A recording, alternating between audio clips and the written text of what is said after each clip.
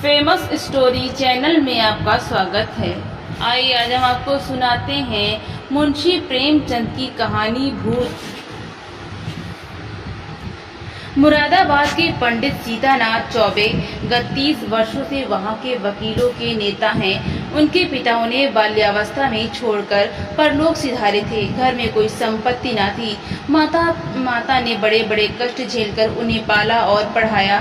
सबसे पहले वो कचहरी में 15 मासिक पर नौकर हुए, फिर वकालत की परीक्षा दी, पास हो गए। प्रतिभा थी। 2 ही 4 वर्षों में वकालत चमक उठी। जब माता का स्वर्गवास हुआ तब पुत्र का शुमार जिले के गण्यमान्य व्यक्तियों में हो गया था। उनकी आमदनी 1000 रुपए महीने से कम न थी। एक विशाल भवन बनवा लिया था, कुछ जमींदारी ले ली थी, कुछ रुपए बैंक में रख दिए थे और कुछ लेन देन में लगा दिए। इस समृद्धि पर 4 पुत्रों का होना उनके भाग्य को आदर्श बनाए हुए था। चारों लड़के भिन्न भिन्न दर्जों में पढ़ते थे, मगर यह कहना कि सारी विभूति चौबे जी के अनवरत परिश्रम का फल थी। उनकी पत्नी मंगला देवी के साथ अन्याय करना है। मंगला बड़ी सरल, गृह कार्य में कुशल और पैसे का काम धेले में चलाने वाली स्त्री थी। जब तक अपना घर न बन गया उसने 3 महीने से अधिक का मकान किराए पर नहीं लिया और रसोई के लिए मिश्राइन तो उसने अब तक न रखी थी। उसे अगर कोई व्यसन था तो गहनों का, और चौबे जी को भी अगर कोई व्यसन था तो स्त्री को गहने पहनाने का। वो सच्चे पत्नी परायण मनुष्य थे।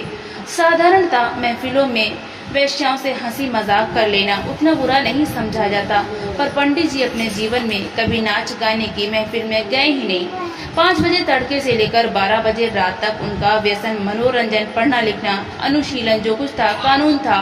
न उन्हें राजनीति से प्रेम था न जाति सेवा से। ये सभी काम उन्हें व्यर्थ से जान पड़ते थे। उनके विचार में अगर कोई काम करने लायक था तो बस कचहरी जाना, बहस करना, रुपए जमा करना और भोजन करके सो रहना। जैसे वेदांती को ब्रह्म के अतिरिक्त जगत मिथ्या जान पड़ता है, वैसे चौबे जी को कानून के सिवा सारा संसार मिथ्या प्रतीत होता था। सब माया थी, एक कानून ही सत्य था। चौबे जी के मुखचंद्र में केवल एक कला की कमी थी। उनके कोई कन्या न थी। पहलौठी कन्या के बाद फिर कन्या हुई ही नहीं और ना होने की आशा ही थी। स्त्री और पुरुष दोनों उस कन्या को याद करके रोया करते थे। लड़कियां बचपन में लड़कों से ज्यादा चोंचले करती हैं। उन चोंचलों के लिए दोनों प्राणी विकल रहते। माँ सोचती लड़की होती तो उसके लिए गहने बनवाती, उसके लिए उसके बाल गूंथती। लड़की पैजनियां पहने ठुमक ठुमक कर आंगन में चलती तो कितना आनंद आता। चौबे सोचते कन्यादान के बिना मोक्ष कैसे होगा। कन्यादान महादान है, जिसने यह दान न दिया उसका जन्म ही वृथा गया। आखिर यह लालसा इतनी प्रबल हुई कि मंगला ने अपनी छोटी बहन को बुलाकर कन्या की भांति पालने का निश्चय किया। उसके माँ बाप निर्धन थे, राजी हो गए। यह बालिका मंगला की सौतेली माँ की कन्या थी। बड़ी सुंदर और बड़ी चंचल थी। नाम था बिन्नी। चौबे जी का घर उसके आने से खिल उठा। 2-4 ही दिनों में लड़की अपने माँ बाप को भूल गई। उसकी उम्र तो केवल 4 वर्ष की थी, पर उसे खेलने की अपेक्षा कुछ काम करना अच्छा लगता था। मंगला रसोई बनाने जाती तो बिन्नी भी उसके पीछे पीछे जाती। उसे आटा गूंदने के लिए झगड़ा करती। तरकारी काटने में उसे बड़ा मजा आता था। जब तक वकील साहब घर पर रहते तब तक वो उनके साथ दीवान खाने में बैठी रहती। कभी किताब उलटती, कभी दवात कलम से खेलती। चौबे जी मुस्कुराकर कहते बेटी मार खाओगी। बिन्नी कहती तुम मार खाओगे, मैं तुम्हारे कान काट लूंगी, जूजू को बुलाकर पकड़ा दूंगी। इस पर दीवान खाने में खूब कह उड़ते। वकील साहब कभी इतने बाल्यवत्सल न थे। जब बाहर से आते तो कुछ न कुछ सौगात बिन्नी के वास्ते जरूर लाते और घर में कदम रखते पुकारते बिन्नी बेटी चलो। बिन्नी दौड़ती हुई आकर उनकी गोद में बैठ जाती। मंगला एक दिन बिन्नी को लिए बैठी थी, इतने में पंडित जी आ गए। बिन्नी दौड़कर उनकी गोद में जा बैठी। पंडित जी ने पूछा तू किसकी बेटी है? बिन्नी ना बताऊंगी। मंगला कह दे बेटा जीजी की बेटी हूँ। पंडित तू मेरी बेटी है बिन्नी की इनकी? बिन्नी ना बताऊंगी। पंडित अच्छा हम लोग आंख बंद किए बैठे हैं, बिन्नी जिसकी बेटी होगी उसकी गोद में बैठ जाएगी। बिन्नी उठी और फिर चौबे जी की गोद में बैठ गई। पंडित मेरी बेटी है, मेरी बेटी है, अब ना कहना कि मेरी बेटी है। मंगला अच्छा जाओ बिन्नी, अब तुम्हें मिठाई न दूंगी, गुड़िया भी ना मंगा दूंगी। बिन्नी भैया जी मंगवा देंगे, तुम्हें ना दूंगी। वकील साहब ने हंसकर बिन्नी को छाती से लगा लिया और गोद में लिए वे बाहर चले गए। वो अपने इष्ट मित्रों को भी इस बाल क्रीड़ा का रसास्वादन कराना चाहते थे। आज से जो कोई बिन्नी से पूछता कि तू किसकी बेटी है तो बिन्नी चट कह देती भैया की। एक बार बिन्नी का बाप आकर उसे अपने साथ ले गया। बिन्नी ने रो रो कर दुनिया सिर पर उठा ली। इधर चौबे जी को भी दिन काटना कठिन हो गया। 1 महीना बिना गुजर नहीं पाया था कि वो फिर ससुराल गए और बिन्नी को लिवा लाए। बिन्नी अपनी माता और पिता को भूल गई। उस चौबे जी को अपना बाप और मंगला को अपनी माँ समझने लगी। जिन्होंने उसे जन्म दिया था वे अब गैर हो गए। कई साल गुजर गए। वकील साहब के बेटों के विवाह हुए। उनमें से 2 अपने बाल बच्चों को लेकर अन्य जिलों में वकालत करने चले गए। 2 कॉलेज में पढ़ते थे। बिन्नी भी कली से फूल हुई। ऐसी रूप गुणशील वाली बालिका बरादरी में और ना थी पढ़ने लिखने में चतुर, काम के काम धंधों में कुशल, बूटे कसीदे और सीने पिरोने में दक्ष, पाक कला में निपुण, मधुर भाषणी, लज्जाशीला, अनुपम रूप की राशि। अंधेरे घर में उसके सौंदर्य की दिव्य ज्योति से उजाला होता था। उषा की लालिमा में, ज्योत्सना की मनोहर छटा में, खिले हुए गुलाब के ऊपर सूर्य की किरणों से चमकते हुए तुषार बिंदु में भी वो प्राणप्रद सुषमा और वो शोभा न थी। श्वेत हेम मुकुटधारी पर्वत में भी वो शीतलता न थी जो बिन्नी अर्थात विंध्येश्वरी के विशाल नेत्रों में थी। चौबे जी ने बिन्नी के लिए सुयोग्य वर खोजना शुरू किया। लड़कों की शादियों में दिल का अरमान निकाल चुके थे। अब कन्या के विवाह में हौसले पूरे करना चाहते थे। धन लुटाकर कीर्ति पा चुके थे। अब दान दहेज में नाम कमाने की लालसा थी। बेटे का विवाह कर लेना आसान है, पर कन्या के विवाह में आबरू निभा ले जाना कठिन है। नौका पर सभी यात्रा करते हैं। जो तैरकर नदी पार करे वही प्रशंसा का अधिकारी है। धन की कमी न थी। अच्छा घर और सुयोग्य वर मिल गया। जन्म पत्र मिल गए। बनावट बन गया। फलदान और तिलक की रस्में भी अदा कर दी गईं।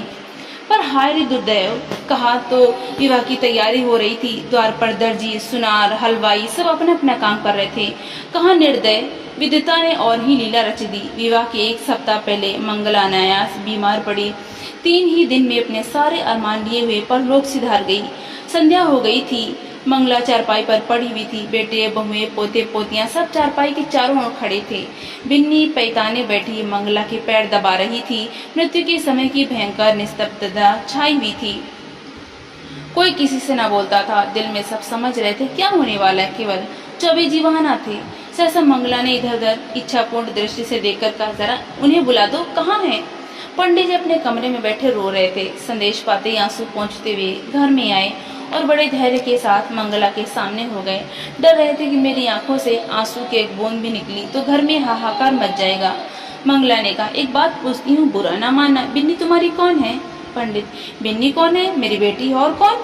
मंगला, हाँ, मैं तुम्हारे मुंह से यही सुनना चाहती थी। उसे सदा अपनी बेटी समझते रहना। उसके विवाह के लिए मैंने जो जो तैयारियां की थी उनमें कुछ काट छांट मत करना। पंडित, इसकी कुछ चिंता न करो। ईश्वर ने चाहा तो उससे कुछ ज्यादा धूमधाम के साथ विवाह होगा। मंगला, उसे हमेशा बुलाते रहना। तीज त्योहार में कभी मत भूलना।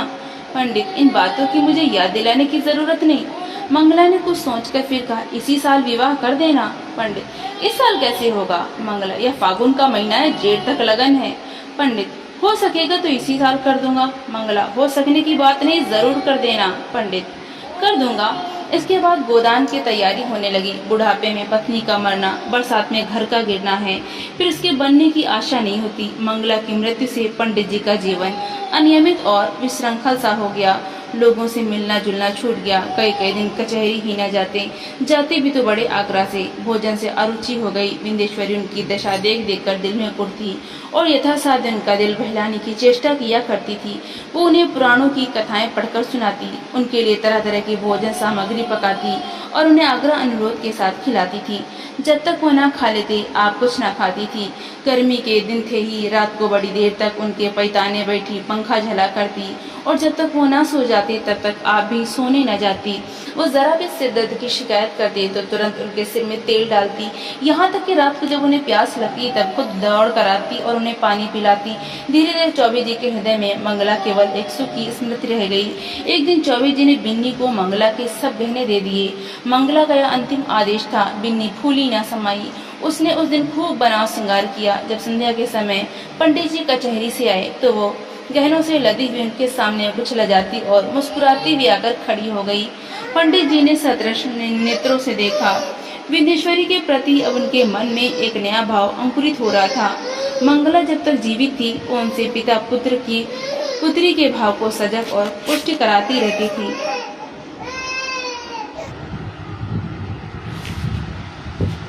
अतएव वह भाव दिन दिन शिथिल होता जाता था।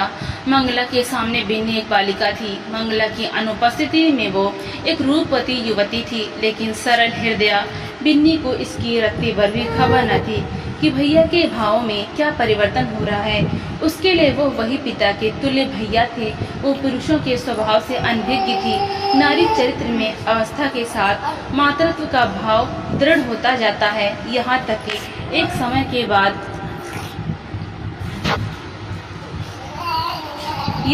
एक ऐसा समय आता है जब नारी की दृष्टि में युवक मात्र पुत्र तुल्य हो जाते हैं। उसके मन में विषय वासना का लेश भी नहीं रह जाता।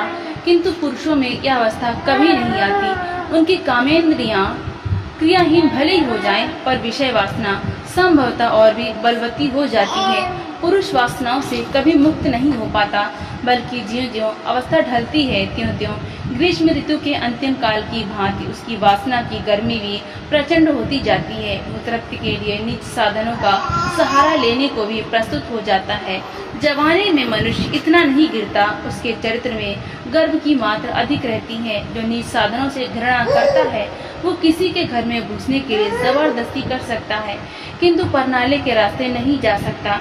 पंडित जी ने बिन्नी को सतृष्ण नेत्रों से देखा और फिर अपनी इस उच्छृंखलता पर लज्जित होकर आंखें नीची कर ली। बिन्नी इसका कुछ मतलब ना समझ सकी। पंडित जी बोले, तुम्हें देखकर मुझे मंगला की उस समय की याद आ रही जब वो विवाह के समय यहाँ आई थी। बिल्कुल ऐसी सूरत थी, यही गोरा रंग, यही प्रसन्न मुख, यही कोमल गाल, यही लजीली आंखें। वो चित्र अभी तक मेरे हृदय पट पर खिंचा हुआ है, कभी नहीं मिट सकता। ईश्वर ने तुम्हारे रूप में मेरी मंगला मुझे फिर दे दी। बिन्नी, आपके लिए क्या जलपान लाऊं? पंडित, ले आना। अभी बैठो, मैं बहुत दुखी हूँ। तुमने मेरे शोक को भुला दिया है।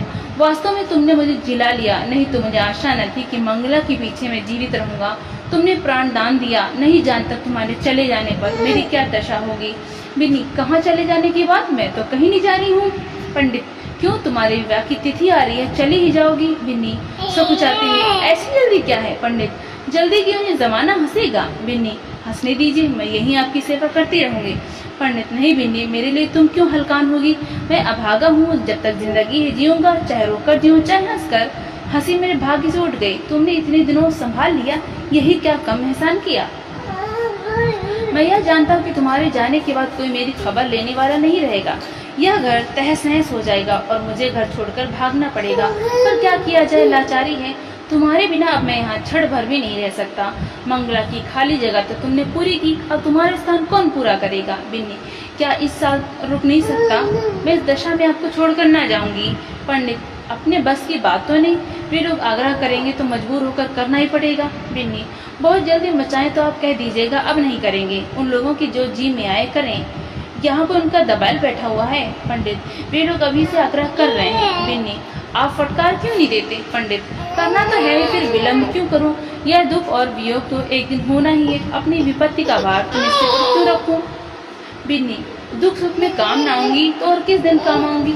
पंडित जी के मन में कई दिनों तक घोर संग्राम होता रहा। वो अब बिन्नी को पिता की दृष्टि से न देख सकते थे।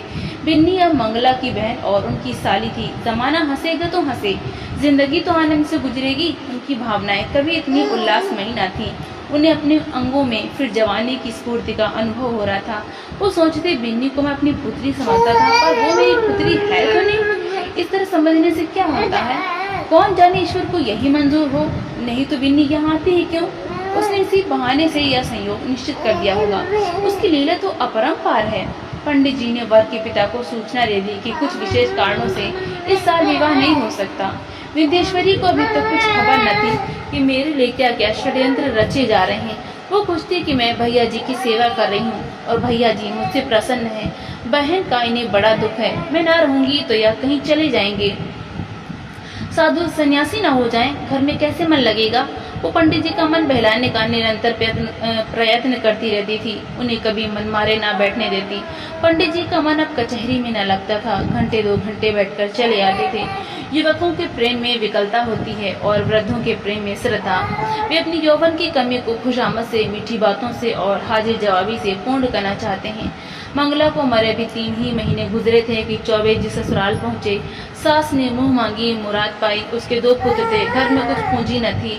उनके पालन और शिक्षा के लिए कोई ठिकाना नजर न आता था। मंगला मर ही चुकी थी। लड़की का ज्यों ही विवाह हो जाएगा वो अपने घर की ही हो रहेगी। फिर चौबे से नाता ही टूट जाएगा। वो इसी चिंता में पड़ी हुई थी कि चौबे जी पहुंचे, मानो देवता स्वयं वरदान देने आए हों।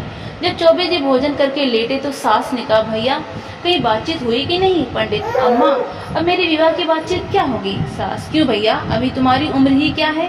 पंडित, करना भी चाहूँ तो बदनामी के डर से नहीं कर सकता, फिर मुझे पूछता ही कौन है? सास, पूछने को हजारों हैं, दूर क्यों जाओ, अपने घर में ही लड़की बैठी है। सुना है तुमने मंगला के सब गहने बिन्नी को दे दिए हैं, कहीं और विवाह हुआ तो ये कई हजार की चीजें तुम्हारे हाथों से निकल जाएंगी।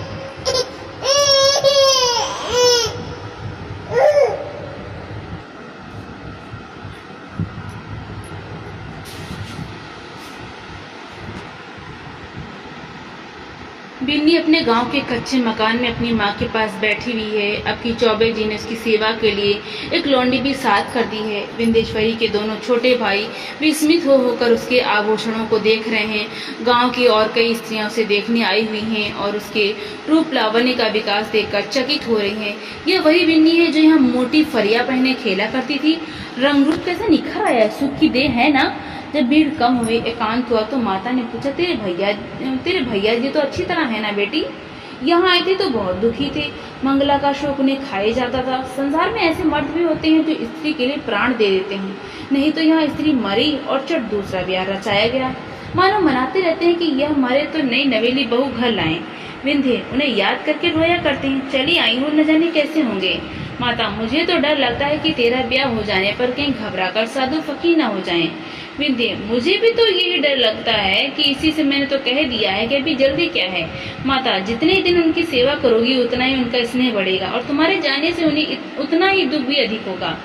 बेटी, सच तो यह है कि वो तुम्ही को देखकर जीते हैं। इधर तुम्हारी डोली उठी और उधर उनका घर सत्यानाश हुआ। मैं तुम्हारी जगह होती तो उन्हीं से ब्याह कर लेती।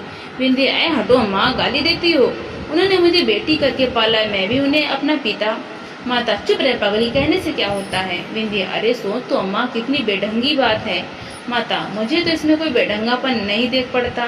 विंध्य, क्या कहती हो अम्मा, उनसे मैं तो लाज के मारे मर जाऊं, उनके सामने ताक न सकूं, वो भी कभी न मानेंगे, मानने की बात भी हो कोई। माता, उनका जिम्मा मैं लेती हूँ, मैं उन्हें राजी कर लूंगी, तू राजी हो जा।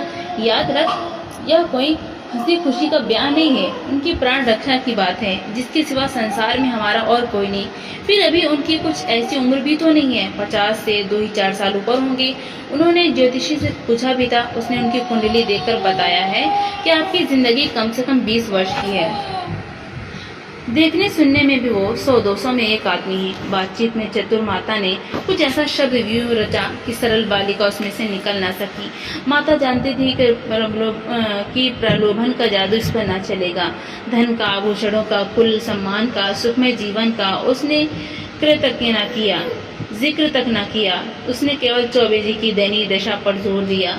अंत को विंदेश्वरी ने कहा, अम्मा, मैं जानती हूँ कि मेरे ना रहने से उनको बड़ा दुख होगा।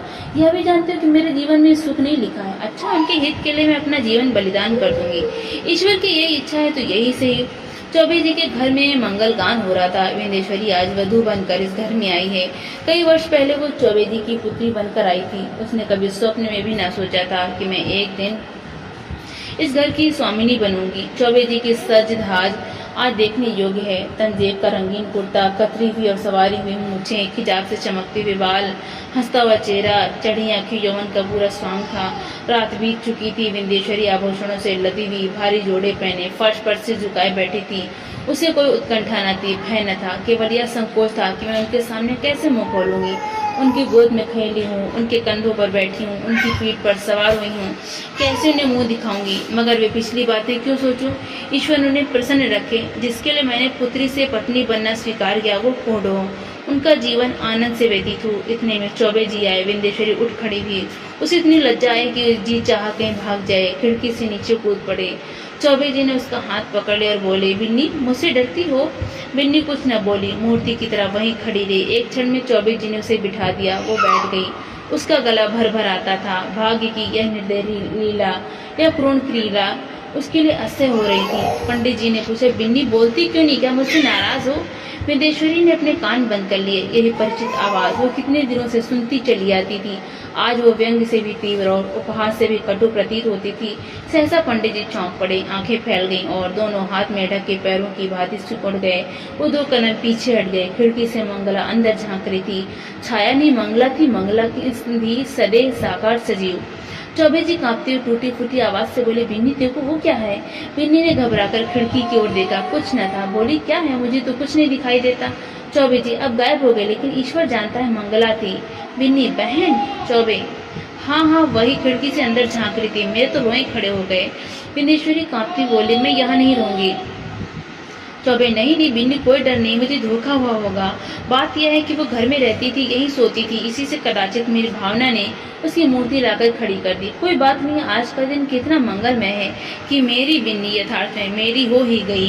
यह कहते कहते चौबे जी फिर चौंके, फिर वही मूर्ति खिड़की से झांक रही थी। मूर्ति नहीं, सदैव सजीव साकार मंगला। अब की उसकी आंखों में क्रोध न था, तिरस्कार न था, उनमें हाथ से भरा हुआ था, मानो वो इस दृश्य पर हंस रही है, मानो उसके सामने कोई अभिनय हो रहा है। चौबे जी ने कांपते हुए कहा, बिन्नी फिर वही बात हुई, वो देखो मंगला खड़ी है।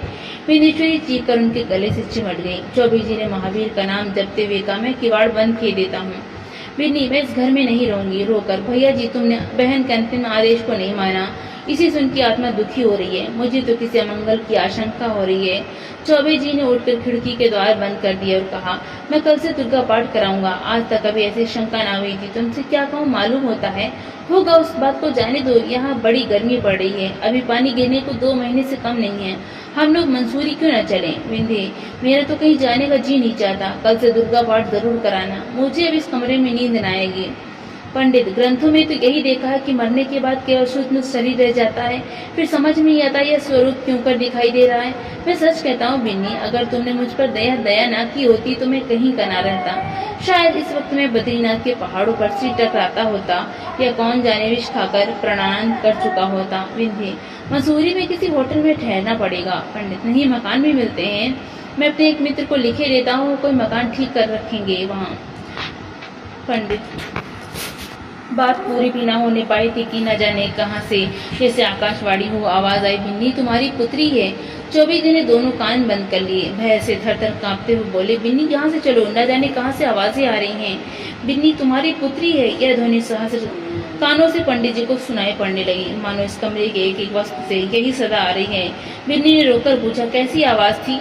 पंडित, क्या बताऊं, कहते लज्जा आती है। बिन्नी, जरूर बहन जी की आत्मा है, बहन मुझ पर दया करो, मैं सर्वथा निर्दोष हूँ।